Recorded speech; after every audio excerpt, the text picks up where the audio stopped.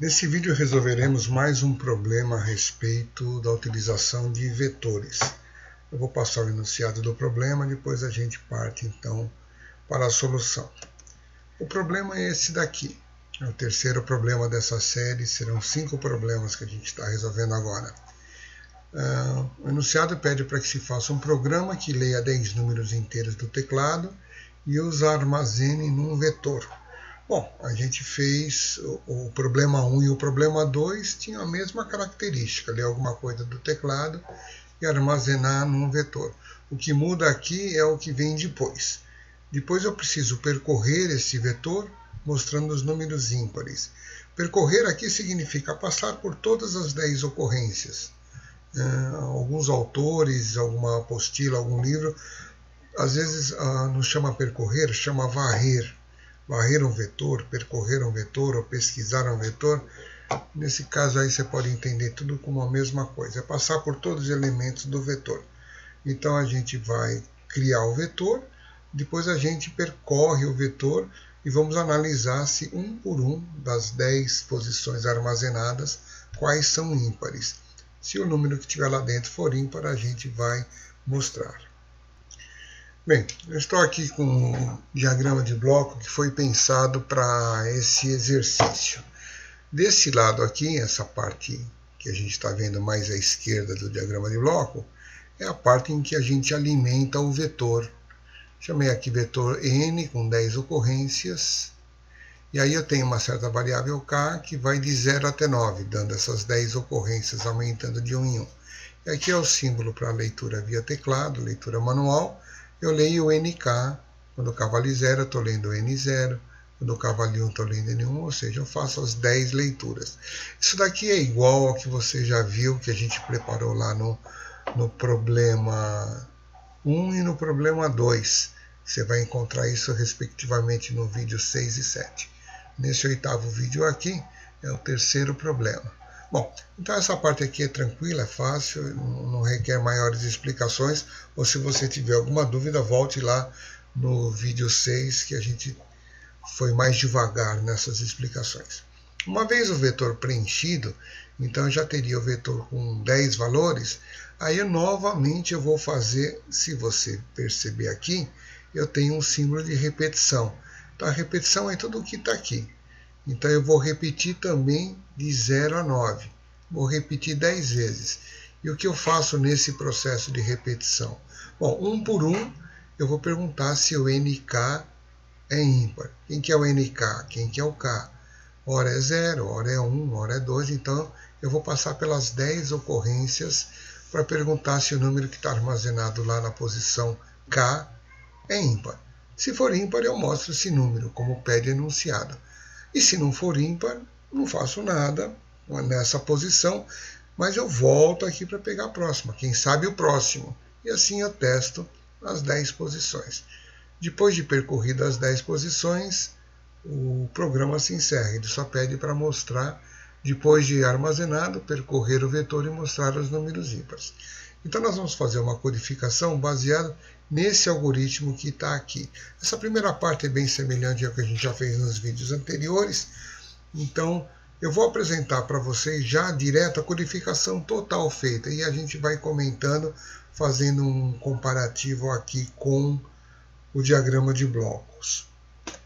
Então vamos lá. Continuando aqui, já com o programa todinho codificado. O que você está vendo aqui desse lado já é a codificação inteira do programa. Não vou digitar mais nada aqui. Mas ele está reproduzindo o que a gente pensou desse lado. Então, aqui eu tenho um vetor de 10 posições e eu vou preencher o vetor com números. Então, essa codificação está aqui. Ó. Para um K, indo de 0 até 9, eu vou fazer uma leitura. Normalmente aqui, então, eu coloco uma mensagem para o usuário antes de fazer a leitura. Então, informe o valor da posição I. Quando I vale 0, o K vale 0, quer dizer, não é posição I, desculpe, aqui vai entrar um número inteiro e é o K. O K, quando vale 0, eu vou ler a posição 0. Quando o K vale 1, vou ler a posição 1 até a posição 9. De 0 a 9 vai dar as 10 posições. Então, essa parte que está destacada aqui da codificação corresponde aqui no diagrama de bloco a essa parte que está desse lado. Bom, Agora aqui, vamos chegar um pouquinho mais para a direita, aqui no diagrama de blocos. Vamos ver essa segunda parte aqui. Essa parte aqui que agora vai interessar. Então vamos lá. Bom, na hora que terminou o primeiro bloco de execução aqui, ficou lendo, gravando, eu começo, terminou às 10, eu já tenho tudo gravado na memória, tudo registrado lá dentro de um vetor. Então agora eu entro com nova repetição, que eu vou fazer, nós já vimos, né? Passar por lá 10 vezes, se o número que tiver na posição for ímpar, eu exibo. Então novamente um for, que está aqui, o for, dependendo da variável k, que começa com 0 e vai até 9, aumentando de 1 em 1. E o que eu faço em cada repetição? Eu pergunto se o nk é ímpar. Então cuidado aqui com essa perguntinha está aqui. Essa porcentagem significa resto da divisão. A minha pergunta é, se o resto da divisão do nk por 2 for igual a 1, bom, nk é o número inteiro. Se você dividir por 2 e tiver resto 1, é que esse número é ímpar. Então essa é uma maneira de perguntar se um número é ímpar. Lembra aqui que na pergunta o igual a gente faz com igual a igual. Então eu estou perguntando se o nk é ímpar. Qual dos n, né, dos 10? Bom, depende do valor do k. Quando o k estiver valendo 0, eu estou perguntando se o n0 é ímpar. Quando o k estiver valendo 1, estou perguntando se o n1 é ímpar. E assim por diante. Aqui pelo diagrama, sendo ímpar, eu vou mostrar esse valor aqui na console. Então, se for ímpar, eu dou um printf, mudo de linha aqui para não encavalar tudo, e mostro o número inteiro, né? E que número inteiro é esse? Então, fora do parênteses é o número n. Qual deles? O indexado de k. E se o número não for ímpar? Bom, não faço nada. Então, veja que esse if não tem else.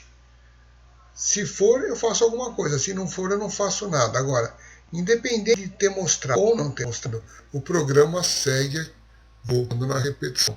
Então, esse ponto onde o mouse aqui está apontando é o ponto que fica a resposta sim com a resposta não. Corresponde aqui a esse fecha-chave da linha 19. E daqui para frente, como é que eu retorno lá para cima? É mais um fecha do for. Então, esse retorno para a repetição, na codificação, é esse fecha aqui que faz retornar para lá. Quando terminar as 10 ocorrências, o programa se encerra o return 0, que é o que a gente prevê aqui. Bom, esse é o diagrama de bloco para o programa, né? E aqui a gente tem a codificação desse diagrama de bloco. Você pode codificar, testar. Esse programa foi testado, ele está sem erro de codificação, então deve dar tudo certo aí com 10 números. Podemos então dar encerrado mais este problema sobre vetores.